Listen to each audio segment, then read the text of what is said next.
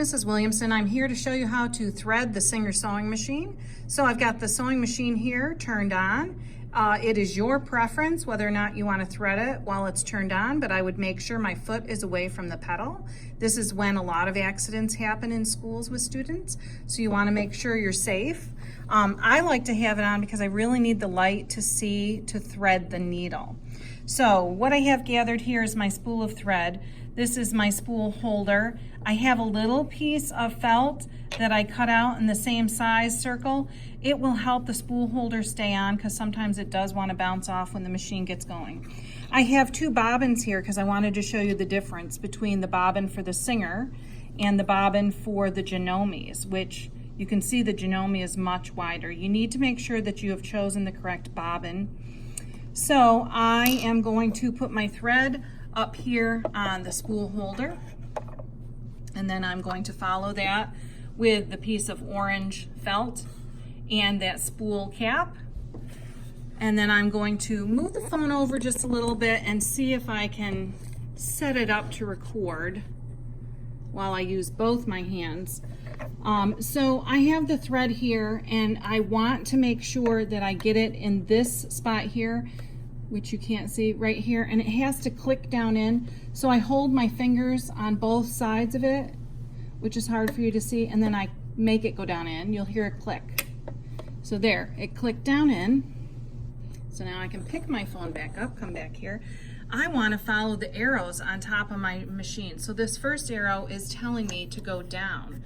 So I'm going to follow with my thread down. This arrow here tells me to come around and come up.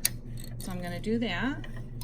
This arrow at the top tells me to go around and back down, which I've done, and I'm successful. Now I have to work on putting the thread through the eye of the needle.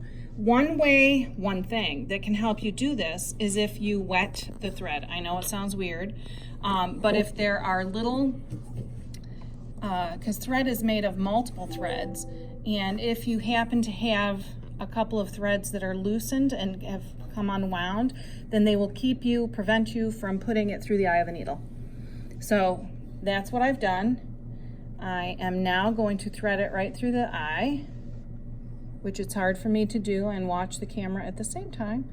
So I kind of have to move it out of my way. Ugh. See? Takes a minute. It can be done though. There we go. Once it is through the eye of the needle, I want to manipulate it off to the left. Once I can grab it. There we go. I'm going to pull it off to the left. Seems to be giving more resistance than I want, so I'll check that out in a second. So I'm going to drop my bobbin right into the bobbin holder, the bobbin case as we call it. It's hard to see, but the bobbin case has two notches. You want to bring that thread through the first notch and out through the second notch. I'm going to kind of try to hold this with my finger and the camera. It's hard to do at the same time and have you see. But I'm taking it through the second notch. It's just hard for me to do. Hang on there. It's not catching. There we go. It has to go through that second notch. You'll see what I'm talking about right there. You have a first notch and a second notch. These are the openings for the bobbin thread. Then the bobbin thread stays out here hanging. I'm going to, with my left hand, hold on to the spool thread and the camera, and with my right hand I'm going to take my hand wheel and turn it towards me. This is the hand wheel. Reminder, it's on the right hand side. So I'm holding the spool thread in my left hand, and then I'm taking the hand wheel, turning it towards myself, one complete turn so the needle goes down and back up. What that has done is picked up the bobbin thread, and there it is. I'm going to pick up my presser foot, close my bobbin door. I'm going to take both my threads down through and get them here. It's hard with one hand, trying to do it with one hand. There's a notch right there. All right, it's hard to see. Notch right there for the threads, and I'm going to leave them out hanging 3 or 4 inches behind. And now I'm all set to go.